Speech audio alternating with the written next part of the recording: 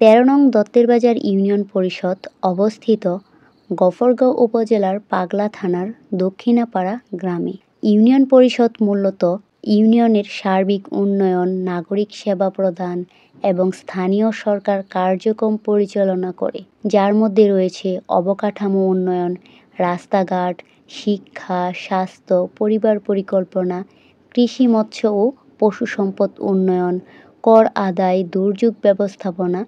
এবং জন্ম মৃত্যু নিবন্ধন ইত্যাদি গুরুত্বপূর্ণ কাজ। উন্নয়ন পরিকল্পনা, পঞ্চবার্ষিকী ও অন্যান্য উন্নয়ন পরিকল্পনা তৈরি